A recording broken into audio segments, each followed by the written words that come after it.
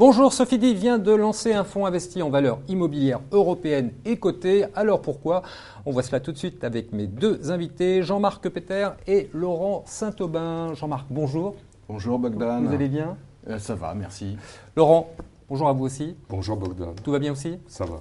Bon, alors la première question est pour vous. Ce fonds, c'est quoi exactement? Donc c'est un fonds commun de placement thématique. La thématique, c'est l'immobilier européen. Essentiellement la zone euro d'ailleurs. Et il faut savoir que c'est un secteur extrêmement riche, avec au-delà des classes d'actifs que tout le monde connaît, bureaux, centres commerciaux, des choses un peu plus exotiques géographiquement. On peut aller chercher des valeurs scandinaves, est-européennes, mais aussi des classes d'actifs nouvelles, qui sont les maisons de retraite, les résidences étudiantes, les espaces de coworking, et même l'entreposage pour les particuliers. Alors, l'immobilier coté, c'est bien, mais c'est pas un peu tard Je pense pas. Je trouve même que le timing est assez favorable dans la mesure où déjà la conjoncture nous montre que l'écart entre ce qu'on appelle le spread, entre ce que rapporte l'immobilier et ce que coûte l'argent qui normalement finance une partie des achats immobiliers, n'a jamais été aussi élevé.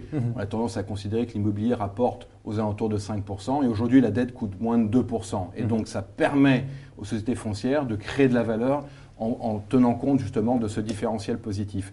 Le deuxième point qui nous conforte dans le fait que le timing est bon, c'est que l'immobilier a toujours été considéré comme une classe défensive qui procure aujourd'hui un rendement important et stable, particulièrement en période un peu difficile.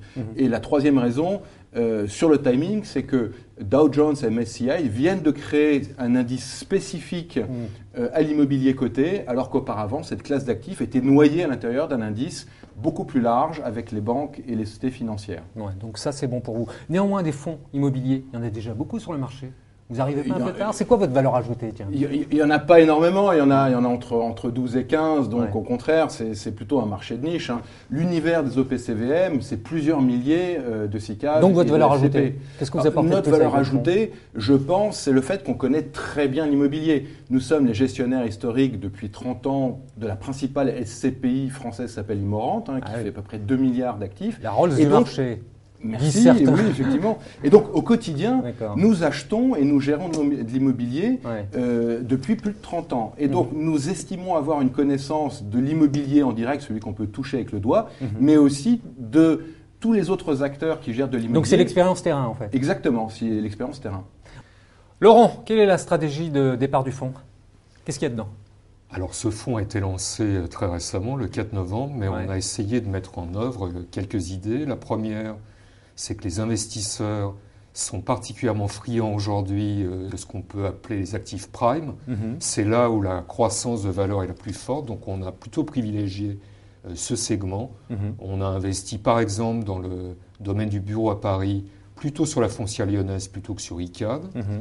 La deuxième chose, c'est qu'il y a la croissance à long terme et de la croissance donc pérenne sur des classes d'actifs un peu nouvelles, les espaces de coworking, les résidences étudiantes, les maisons de retraite, et puis qu'il y a finalement des zones géographiques qui ne se comportent pas si mal que ça. La plupart des pays scandinaves, l'Espagne qui redémarre. Donc on a essayé aussi de surpondérer ces éléments-là. D'accord, donc tout ça, ça marche. Et on a eu la chance d'être investi dans une société dans le domaine du résidentiel en Allemagne qui s'appelle GAGFA, qui a fait l'objet d'une OPA amicale de la part d'un de ses compétiteurs. Là, récemment. Bon, donc ça commence super bien pour vous, là. Donc on est très contents. En tout cas, on vous souhaite que la suite sera aussi porteuse. En tout merci. cas, Laurent, merci beaucoup. Merci Bogdan. Jean-Marc, merci à vous aussi. Merci.